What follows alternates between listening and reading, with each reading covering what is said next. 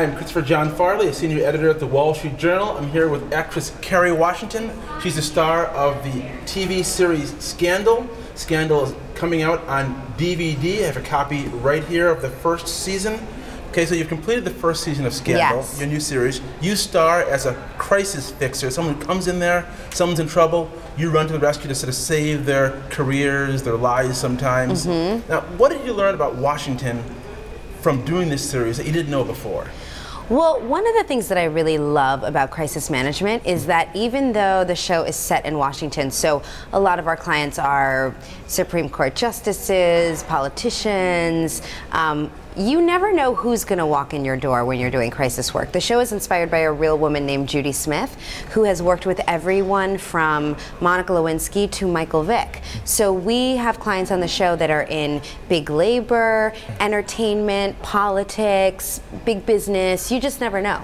I know on the show, your character thinks of herself as a good person, one of the good guys. You sound like that's not your opinion. Is she really one of the good guys? I mean, here she is helping all these power brokers. She's sometimes concealing evidence. I mean, what do you think? I mean, do you ever think this woman just crossed the line here?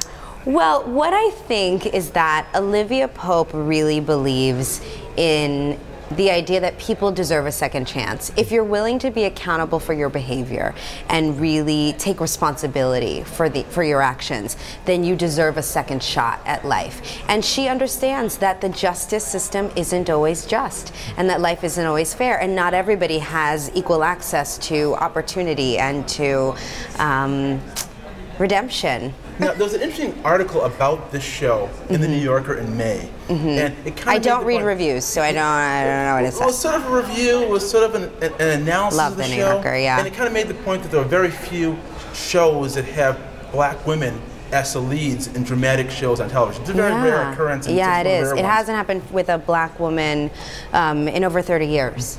But on network television, although it's been done on cable. But this article made the point, like, it's interesting that the show doesn't really deal with the issues of race on the show. It's about other things. Yeah. How do you feel about that?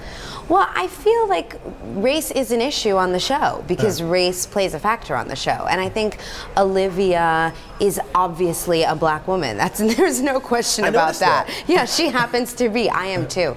And she, I think the mere fact that she's able to walk in these worlds and do the things she does and kind of wield her power in the way that she does is a huge comment on who she is, on gender, on race, on socioeconomics. She has clearly found a way to break down barriers, but in a way that is not normal, I think, in a way we don't see often. Now, Shonda Rhimes, creator of Grey's Anatomy, created this show.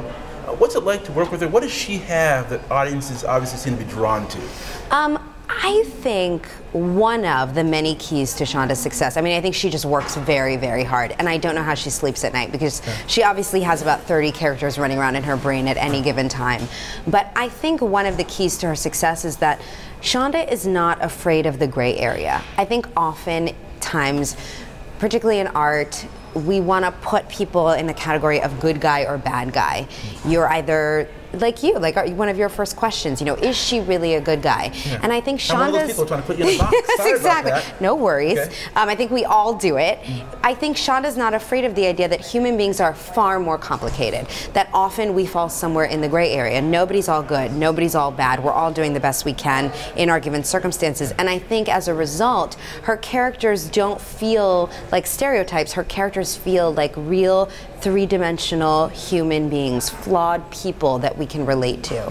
Now, you're also working on a new movie, a much talked about movie. The trailer's out there. It's Django Unchained. Yes. It's being directed by Quentin Tarantino. Yes. I know that you're working on it. It's hard to talk about what you're working on, but what can you tell me about the movie and about your character? Sure. The movie is this epic love story adventure set in the 1850s, so within the context of slavery. It's about a freed slave played by Jamie Foxx who is going to any lengths to save his wife, who's me, in a time when marriage between two slaves isn't even legal and they're not even considered human beings. They're considered 3/5 of a person. So So it is this real kind of journey into humanity and freedom and love and marriage, and but within the context of a Tarantino film, so there's lots of blood and gore and violence, which is not unlike the reality of the time as well. So it's interesting. It's been a fascinating journey, and I feel really just so inspired constantly to be working with this visionary director and this incredible pool of talent. I mean, these actors,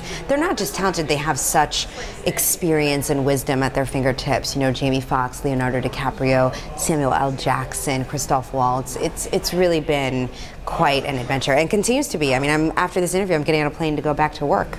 Well, great. And so the show is Scandal. Yes. It's now on DVD. DVD, check it out June 12th. Check it out. Great behind-the-scenes features. There's actually footage of all of us auditioning for our roles, which will be fun for you guys and painful for us. Well, great. Well, thanks a lot, Kerry Washington, for visiting the Wall Street Journal. Thanks. Thanks.